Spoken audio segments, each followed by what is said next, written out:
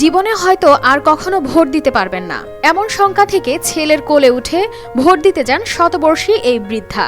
বয়সের ভারে চলাফেরায় অনেকটাই অক্ষম, কথাও বলতে পারেন না স্পষ্টভাবে, কিন্তু ইচ্ছে ইভিএমে ভোট দিবেন। তাই ছেলের কোলে চড়েই কেন্দ্রে গিয়ে ভোট দিয়েছেন শতবর্ষী রিজিয়া খাতুন।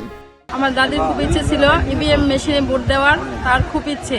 হয়তোবা এই মেশিনে ভোট দেওয়াটাই তার শেষ ভোট, হয়তোবা জীবনে আর ভোট দিতে পারে কিনা, এজন্য তার শেষ ইচ্ছা পূরণের জন্য আমরা তাকে কেন্দ্রে নিয়ে আসলাম ভোট দেওয়ার জন্য। মায়ের ইচ্ছে পূরণে শরীয়তপুরের ডামুড্ডা উপজেলার দারুল আমান উচ্চ বিদ্যালয়ে নির্বাচনের ভোট কেন্দ্রে মাকে নিয়ে আসেন ছোট ছেলে মোহাম্মদ আব্দুল লতিফ ব্যাপারী। মশলা এক্সপার্ট রাঁধুনি নিয়ে এলো টেস্টিং সল্ট মুক্ত রাঁধুনি স্বাদ মেশালি, স্বাদ হবে দুর্দান্ত। আমার মায়ের বিছানাতন উঠিয়া কোলে করিয়া ভোট দিতে আনলাম এই মার জীবনের শেষ ভোট ইয়াতে। রিজিয়া খাতুন ডামুড্ডা উপজেলার দারুল আমান ইউনিয়নের ৩ নং ওয়ার্ডের বাসিন্দা। জীবনের শেষ প্রান্তে এসে ইভিএমে ভোট দিতে পেরে খুশি তিনি। আমার জীবনের শেষ আর আইব না বাবা, ভোট দিলে কেমন করিয়ে নেয়। এদিকে চট্টগ্রামের পটিয়া উপজেলা পরিষদ নির্বাচনে একটি ভোট কেন্দ্রে ভোট দিতে যান আরেক শতবর্ষী বৃদ্ধা মুস্তাফা খাতুন।